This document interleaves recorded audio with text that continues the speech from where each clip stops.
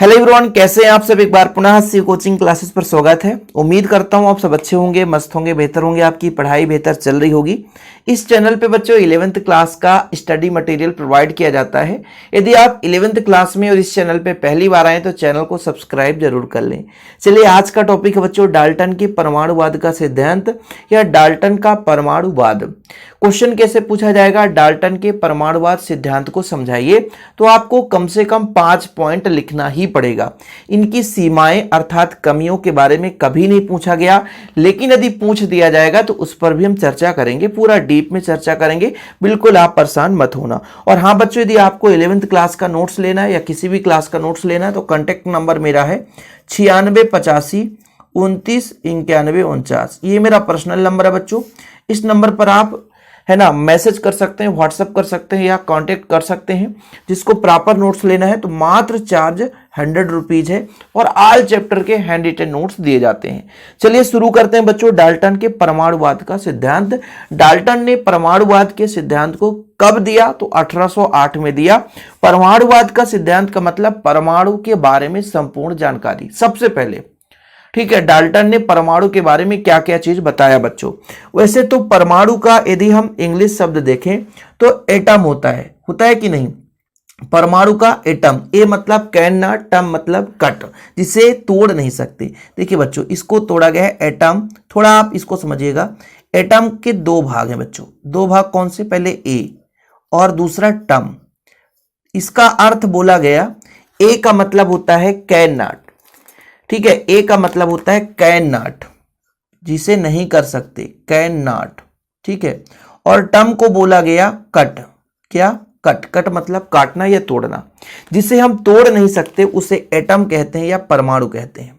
जिसे हम कट नहीं कर सकते, कट करना मतलब तोड़ना, जिसे तोड़ नहीं सकते और छोटे भागों में विभाजित नहीं कर सकते, कैन नॉट कट, यानी जिसे हम तोड़ नहीं सकते, जिसे काट नहीं सकते, जिसे और छोटे भागों में नहीं विभाजित कर सकते, उसे हम परमाणु कहते हैं। हालांकि फिर आधुनिक जो परमाणुवाद था वो बाद में बोला गया भैया इसको हम इलेक्ट्रॉन, प्रोटॉन और न्यूट्रॉन से विभाजित कर सकते हैं। मतलब जो परमाणु भी है 3 भागों में मिलकर बना है, पर इलेक्ट्रॉन, प्रोटॉन, न्यूट्रॉन। तो वो बाद में आधुनिक परमाणुवाद आया।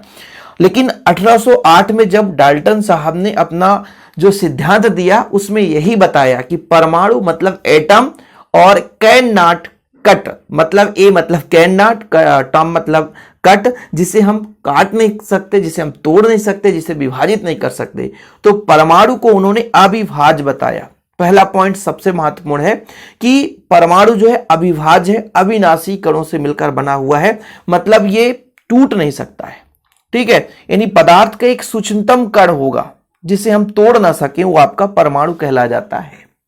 ठीक है, जो आपने पहला क्लियर कर लिया बच्चों। एक आपको याद हो गया होगा कि पदार्थ का एक सूक्ष्मतम कण, पदार्थ का सूक्ष्मतम कण, पदार्थ का सूक्ष्मतम कण जिसे हम तोड़ नहीं सकते, जो अविभाज्य होता है, अविभाज्य होता है, जो कट नहीं सकता, वो आपका क्या कहलाता है, परमाणु।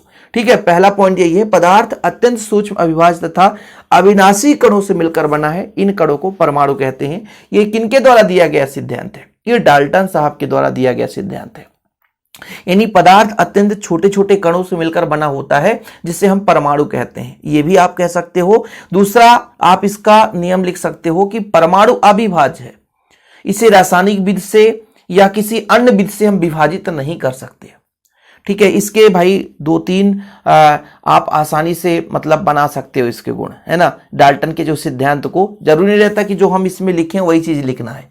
मैं आपको समझा रहा हूं, उसके पॉइंट ऑफ व्यू से कम 4-5 आप तैयार कर लोगे। ठीक है, जैसे पहला आपको बताया कि पदार्थ जो है अत्यंत छोटे छोटे कणों से मिलकर बना है, यानी सूक्ष्म कणों से मिलकर बना है, जिसे हम परमाणु कहते हैं। पहला पॉइंट याद हो गया। दूसरा है परमाणु अविभाज्य, ये विभाजित नहीं होता। ठीक है, इसे हम किसी भी रासायनिक विधि से या अन्य विधियों से हम विभाजित नहीं कर सकते। ठीक, 2 चीज हो गया। तीसरा बच्चों बहुत ही सिंपल, परमाणु ना तो नष्ट होता है और ना ही उत्पन्न किया जा सकता, ना ही उसे बनाया जा सकता। देखिए 3-4 तो इतने इजी है यार कि आप यूं आसानी से यदि वीडियो को अंत तक देखते हैं तो इतने बार रिपीट करूंगा कि याद ही हो जाएगा। पहला पॉइंट मैंने बताया कि पदार्थ सूक्ष्म कणों से मिलकर बना हुआ, छोटे छोटे कणों से मिलकर बना हुआ है, छोटे छोटे कणों से मिलकर बना हुआ है। ठीक है, चलो भैया, पेन भी धोखे दे रहा है ना। छोटे छोटे कणों से मिलकर बना हुआ है, उन कणों को हम परमाणु कहते हैं। दूसरा, परमाणु अविभाज्य है। अविभाज्य है मतलब इसे किसी भी रासायनिक विधि से हम विभाजित नहीं कर सकते। तीसरा, हम ये बता रहे हैं परमाणु ना तो नष्ट होता है ना ही इसे बनाया जा सकता है।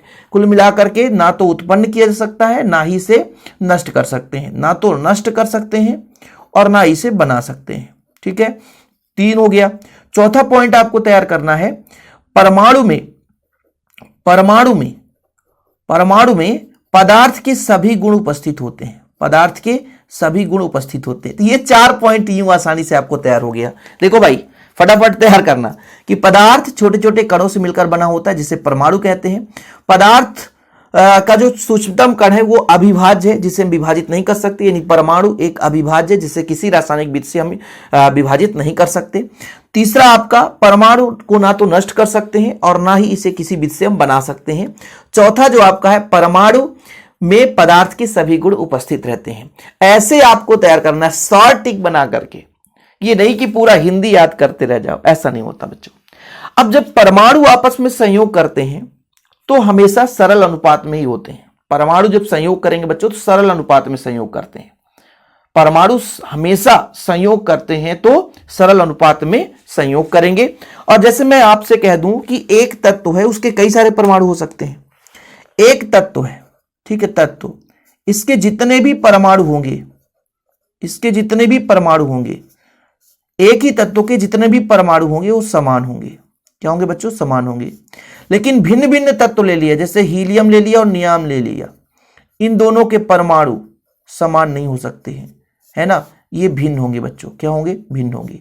मतलब एक ही तत्व के परमाणु का आकार, आयतन या द्रव्यमान सबके सब समान होते हैं। जैसे एक तत्व है, उसके कई सारे परमाणु हैं, उन सभी परमाणुओं का आकार भी, आयतन भी, द्रव्यमान भी समान होगा। लेकिन बच्चों, यदि हम दो भिन्न भिन्न तत्वों के परमाणुओं को ले लें तो फिर उनका आकार, आयतन थोड़ा सा डिफरेंस होगा। ठीक है, परमाणु आपस में सदैव सरल अनुपात में क्या करते हैं बच्चों? क्रिया करते हैं। जैसे 1:1, 1:2, 1:3, 2:4, मतलब 2:3। सरल अनुपात का मतलब ये होता है कि और उससे विभाजित न कर सके। जैसे 10:20 नहीं कर सकते, वो सरल अनुपात नहीं है, उसको काटेंगे तो 1:2 आ जाएगा। तो सरलतम अनुपात एकदम जैसे 1:1 हो गया, 1:2, 1:3, 1:4, 2:3, 3:4, ये आपका सरलतम अनुपात होता है।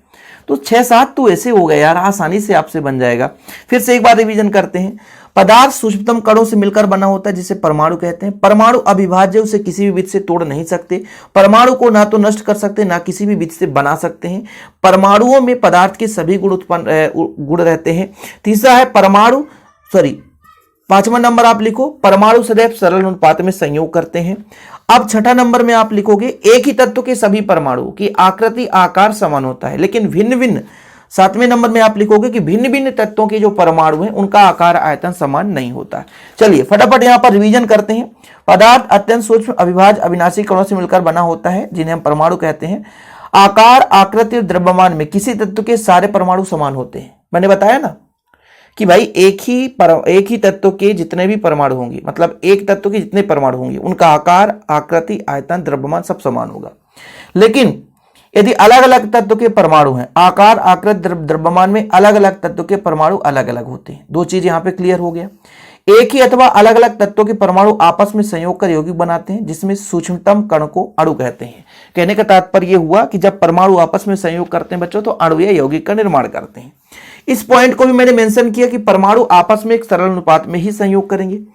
2 अलग अलग तत्वों के परमाणु एकाधिक अनुपात में भी संयोग कर एकाधिक यौगिक का निर्माण करते हैं। कुल मिलाकर का मतलब यह हुआ कि जैसे 2 परमाणु हैं, जरूरी नहीं कि एक ही यौगिक बनाएंगे, एक से अधिक यौगिक बनाते हैं। जैसे नाइट्रोजन और ऑक्सीजन का आपने देखा कई सारे यौगिक, अभी इसके पहले नियम पढ़ाया था हमने, ठीक है, NO, N2O, N2O5, N2O4, मतलब कई सारे यौगिक बनाते हैं। यानी कहने का तात्पर्य हुआ कि जैसे 2 तत्वों के परमाणु आपस में संयोग किए तो जरूरी नहीं रहता कि एक ही यौगिक का निर्माण करें, कई सारे यौगिक का निर्माण कर सकते हैं। रासायनिक अभिक्रिया में भाग लेने वाली सबसे छोटी इकाई परमाणु है। ठीक है, किसी भी भौतिक अथवा रासायनिक क्रिया में ना तो परमाणु उत्पन्न होता है ना ही नष्ट होता। सब चीज वही तो बताया, मैं अपने भाषा में बताने की कोशिश करता हूं कि पदार्थ छोटे छोटे कणों से मिलकर बना होता है। छोटे छोटे कणों जिसे हम परमाणु कहते हैं। परमाणु अविभाज्य है, परमाणु को ना तो नष्ट कर सकते हैं ना तो बना सकते हैं। परमाणु में पदार्थों के सभी प्रकार से गुण होते हैं।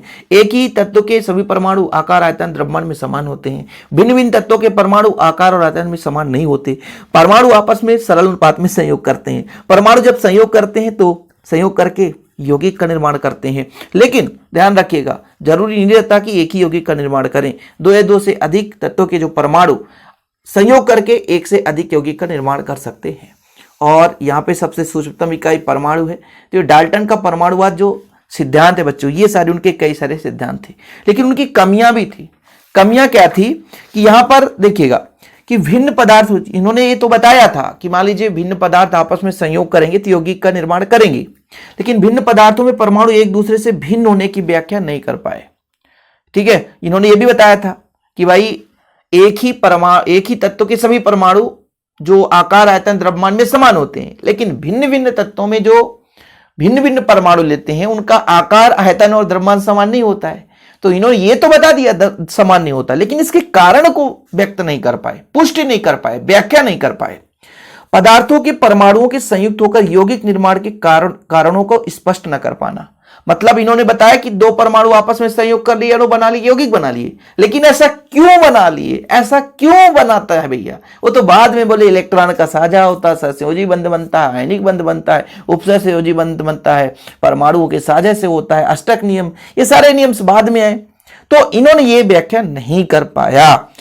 यहां पर देखिए, यौगिक परमाणु अणु में परमाणुओं के मध्य बंधन बलों की व्याख्या न कर पाना, मतलब किस प्रकार से परमाणु एक दूसरे को बांध के रखते हैं, उसके बीच कोई भी व्याख्या इन्होंने स्पष्ट, मतलब बताने का तो कारण खूब सारे बताए भैया कि परमाणु संयोग करते हैं, संयोग करके यौगिक बनाते हैं, लेकिन क्यों संयोग करते हैं, किस प्रकार से संयोग करते हैं, इनमें किस प्रकार का बल लगता है, इसकी व्याख्या नहीं कर पाए। गेलुसाक का नियम, गैसीय आयतन संबंधित नियम, जो गेलुसाक ने पहले नियम दे दिया था, लेकिन उनका स्पष्ट व्याख्या इनके माध्यम से नहीं हो पाया। परमाणु तथा यौगिक में भेद न कर पाना, उन्होंने ये बताया भाई कि परमाणु सूक्ष्मतम इकाई है, परमाणु संयोग करके यौगिक का निर्माण तो कर लेता है, लेकिन उनमें डिफरेंस क्या है, इसकी स्पष्टीकरण उन्होंने नहीं दे पाया। स्क्रीनशॉट ले लेना, और जिसको भी नोट्स लेना है बच्चों, तो मैं अपना पर्सनल नंबर हमेशा देता हूं, जिनको नहीं पता है तो भाई नोट कर ले नंबर मेरा 9685299149 9685299149। भाई जिसको नोट करना है नोट कर लो, मेरा पर्सनल नंबर 9685299149, ये मेरा पर्सनल नंबर है। इस पर आप कांटेक्ट कर लें, नोट्स ले लें, प्रॉपर रूप से तैयारी करें। फिलहाल अभी के लिए इतना ही, मिलते हैं अगले वीडियो के साथ। जय हिंद, वंदे मातरम।